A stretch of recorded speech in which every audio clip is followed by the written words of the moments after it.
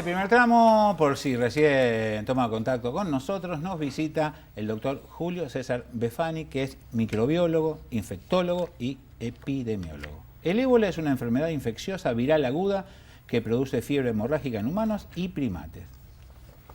Así es.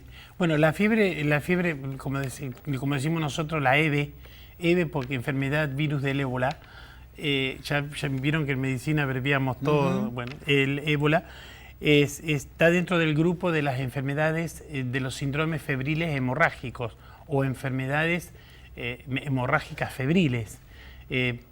Salvando las distancias, tiene parentesco con los virus de la fiebre hemorrágica argentina, del Sabia que está en Brasil, del machuco que está en Bolivia. O sea, hay unas cuantas fiebres hemorrágicas que tienen un comportamiento bastante similar. ¿Por qué se llama ébola? Bueno, ébola porque fue, digamos, en honor, porque fue aislada o fue descubierto por primera vez en la zona del río que está ahora actualmente la República Democrática del Congo. Ahora es República Dominicana del Congo, República Democrática del Congo, en su momento era Zaire. Y bueno, y ahí se aisló el virus en el año 76. Ya hay descripciones previas a esta enfermedad, pero el aislamiento del virus se produce ahí. Y se produce lo que nosotros decimos la taxonomía, o lo que más fácil decir, la clasificación, donde aparecen los distintos serotipos o serogrupos de virus, que son algunos que unos están más en la parte del Congo y otros están en la parte de África Occidental. ¿Cómo es el contagio, doctor? El contagio es fundamentalmente, hasta lo que se sabe hoy, hasta lo que sabemos hoy, es que se contagia solamente a aquellas personas que están en contacto con secreciones que tiene un paciente infectado por el virus de ébola. Cuando digo secreciones, hablo de materia fecal, hablo de vómito, hablo de saliva, hablo de orina, todo lo que elimina el organismo que está infectado. La única forma de contagiarme, y eso es un poco para llevar también tranquilidad a la población en general, yo no me voy a infectar por estar tocando algo, es decir, yo tengo que estar tocando algo que está sucio, con alguna secreción de un paciente que está infectado con el virus de ébola. ¿Y cómo es el origen de esto, doctor? ¿A qué se lo atribuye? ¿Cómo nace el ébola? Lo que está comprobado es que el virus es un virus, el virus del ébola es un virus que estaba limitado a algunos murciélagos, primates y algunos animales de tipo selvático. Entonces, como los pueblos culturalmente no somos todos iguales, algunos trabajaban mucho o manipulaban mucho los murciélagos, los primates, y entonces al estar en contacto con la sangre de esos animales, incluso había leído que había algunas... en un artículo que hacen unos antropólogos, donde hasta se producía la alimentación, o sea, comer también algunos tipos de murciélagos. Entonces, ese tipo de cosas pone en contacto al ser humano con la sangre de esos animales que están infectados. Porque, ¿sabe por qué le pregunto esto? Porque entre las cosas que encontré hay como un entrecomillado se lo voy a leer tal cual. Debido a su naturaleza letal, este virus es considerado como un arma biológica. Hasta hay una película sobre el ébola. Sí, también está considerado un arma biológico. Acordate cuando fue el 9/11, el Bacillus anthracis. Sí. El Bacillus del anthrax está considerado un arma biológica. ¿Y lo es, doctor? Y depende cómo uno lo utilice. Es decir, si yo utilizo eso para combatir, para diseminar la enfermedad, estoy utilizando como un arma. Es decir, no fue creado para eso. No, yo no creo que haya sido creado para eso. Porque cuando uno ve la filogenia de los virus... ¿Qué es eso? La filogenia es el árbol genealógico. Ajá, el origen. El origen, lo que yo te decía, taxonomía o clasificación. Cuando uno ve la filogenia de los virus, tiene relaciones con muchos otros virus, los filovirus, que son el grupo al cual pertenecen. Entonces, además hay antecedentes de descripción de esta enfermedad con anterioridad. No es que a partir del 76 aparece el primer caso. Es decir, si yo tengo la tecnología, consigo aislar el virus, lo transformo en una bomba, lo tiro en un lugar, contagio a la gente. ¿Entiendo mal o es muy bruto lo que eso digo? es cuando la estoy usando como Arma biológica. Estoy usando como arma biológica. ¿Hay datos de que se ha usado Pero efectivamente? no, este virus, que hasta donde yo sé, no. ¿Y en Vietnam se usó? No, lo que usaban en Vietnam era otra cosa, Sí. que era el gas naranja, otro tipo de cosas. Hay digamos, antecedentes de haber utilizado en la época del medioevo, que se tiraban los cadáveres putrefactos en los pozos de agua. O sea, claro. no es una cosa ahora. Cuando uno Exacto. agarra un libro de lo que serían las armas biológicas, uno ve que el arma biológica era, por ejemplo, cuando sitiaban la ciudad y tenían un solo pozo de agua, Claro. le tiraban un muerto, Lo contaminaban contaminaban. el agua y ahí empezaban a utilizar. La infección que se caracteriza por una alta tasa de mortalidad que oscila entre el 50 y el 95% de los afectados. Este rango tan alto es porque en los lugares muy pobres la tasa de mortalidad es impresionante. Indudablemente, uno ve esos lugares donde está en estos momentos el virus del ébola y la pobreza estructural que existe y las condiciones de trabajo del personal de salud y las condiciones de salud de la población no son comparables con ninguna otra. Es decir, ahí hay hambre, hay desnutrición estructural, ahí hay otras enfermedades, hay parasitosis, inmunocomprometidos como el HIV, que está muy distribuido en esa zona.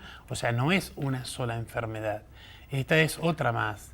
Lo que sucede es que también con la infectividad de este virus, con la contagiosidad de este virus, la forma de contagio se ha extendido de forma abrumadora. Es decir, han aparecido casos de solamente... Aparte, lo que yo te comentaba, me estaba recordando la parte cultural, el manejo que ellos tienen con el cadáver. También estaba trayendo muchos problemas, es decir, antropológicamente el contacto del vivo con el muerto para acercarse al más allá, nosotros no lo vemos así, ellos culturalmente sí lo ven. Entonces el tocar, el acariciar el cadáver, y eso también lleva a la distribución de la enfermedad. Del 76 al presente se han dado cerca de 20 momentos de epidemia, pero este parece ser el más grave de todo. Este parece ser el más difícil de controlar. ¿Por qué? Es más difícil de controlar porque creo yo que no ha llegado la ayuda necesaria de los países que podían en tiempo y forma. Es decir, hay un médico que hacía un tiempo que venía comentando que habían aparecido casos y después se extendió por las fronteras y se siguió extendiendo a países limítrofes. Entonces yo creo que si se hubiera podido, digamos, circunscribir cuando aparece por primera vez, hubiéramos podido lograr que no hubiera habido tantos casos fatales. En el comienzo de su visita y presentación dije que si nosotros tenemos una particularidad en general, es que parece que este tipo de cosas nunca van a llegar o nunca nos van a tocar. Nos pasa así con casi todos los temas, más con algo que ocurre en África y algunos casos en España o Estados Unidos. ¿Es realmente remoto? ¿Es difícil? ¿Es probable? ¿Es muy probable? ¿Hay que estar alerta? ¿Qué puede pasar?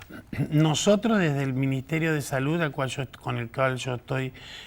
yo estoy trabajando, nosotros nos estamos preparando tanto recibiendo las normativas y directivas del Ministerio de la Nación, como nuestro Ministerio de Salud provincial, como si pudiera aparecer un caso. Nosotros lo vemos remoto a la aparición de un caso, pero no descartamos la posibilidad. Si existe un porque protocolo. estamos armando el protocolo, se está armando, hay un hospital que va a ser de cabecera, se está adquiriendo algo de material, ya se ha adquirido el material para la atención de los pacientes, ¿sí? Porque hay que estar muy bien preparado con respecto a las protecciones del personal de salud que va a atender. Claro. Eso tiene que tener... Incluso en Estados mucho Unidos cuidado. se autoincriminaron que hubo Que un había- error en las normas de seguridad que rodearon a aquellos que atendieron a un paciente. Exactamente. En España la enfermera dicen que fue porque se tocó la cara Sí, o parte, un o sea, error. un error. Somos humanos. Un descuido, sí. Exactamente. Y eso puede Un ser descuido la causa. personal, ¿no? Sí.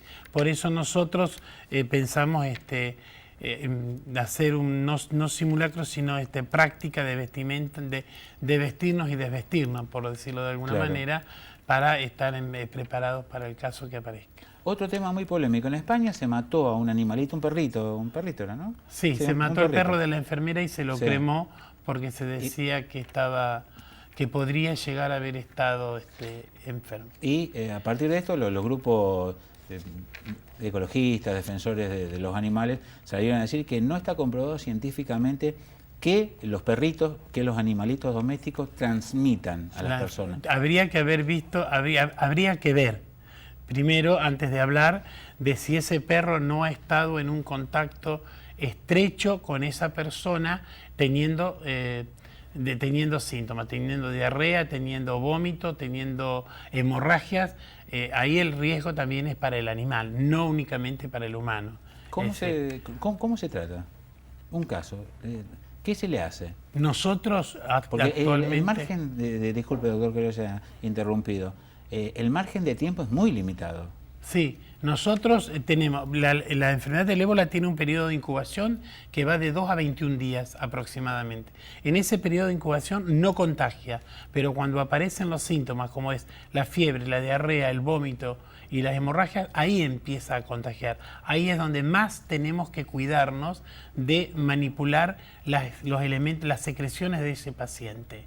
Ahí es cuando realmente se corre el riesgo, y el riesgo mayor lo va a correr el personal de salud, porque es el primero que va a estar atendiéndolo. Cuando nosotros tenemos las normas de barrera, que le llamamos la precaución de barrera, que es guante, barbijo, lo que ustedes ven como una escafandra, un mameluco blanco, que tiene que ser impermeable, descartable, botas, doble bota, doble guante, todo eso es la protección para no estar en contacto con la secreción. Doctor, el otro tema, hubo dos casos, está mal dicho, dos personas sospechadas en Brasil, los dos dieron negativos. ¿Ya se conoce algún caso en la región o al menos en Latinoamérica? Bueno, no, en Latinoamérica no. Los únicos casos, y una de las cosas que vale la pena aclarar, ustedes se dieron cuenta que los únicos casos que no están en el continente africano o asiático son aquellos que han sido trasladados porque primero fue el misionero Pajares, el sacerdote ese que fue llevado a España, después los médicos a Estados Unidos, o sea, a partir de esos casos que se llevaron a Estados Unidos aparecen las enfermeras, a partir de ese caso que se lleva a España aparecen las enfermeras, o sea, siempre aparecen los casos porque se llevó a alguien infectados. ¿Me explico? O sea, no se fue el virus solo, sino porque se llevó a alguien. Nosotros hemos tenido en Brasil esa persona que entró, que después fue una malaria. Nosotros también tuvimos uno el 2 de septiembre que entró que fue atendido en Rufino, luego fue trasladado al Hospital Centenario, que venía del Congo, pero esta persona, cuando nosotros nos comunicamos, porque tenemos una excelente relación con el Ministerio de Salud de la Nación, con el director de epidemiología, y él se comunica con la OMS y con el CDC y le informan que nos quedemos tranquilos que en el Congo no había casos de ébola. Entonces, ¿qué es lo que se hace? Se lo sigue estudiando para otra cosa y dio un paludismo por un Plasmodium falciparum, que es de la época. Este señor era un misionero de la zona de Rufino. Eso fue lo más cercano a preparación que tuvimos nosotros. En la historia argentina y en la historia de los países, digamos, limítrofes, para no hacerlo tan grande, ¿hay algún caso de ébola registrado? No hay ninguno. No, sí hay casos de personas que han atendido pacientes con ébola. Por ejemplo, en Mendoza hay una médica sin frontera, de los Médicos Sin Fronteras, que han estado trabajando en la zona donde está circulando el virus. ¿Estamos preparados? Estamos preparados, tanto a nivel nacional como a nivel provincial. Y si falta algo, se está tratando de terminar la preparación.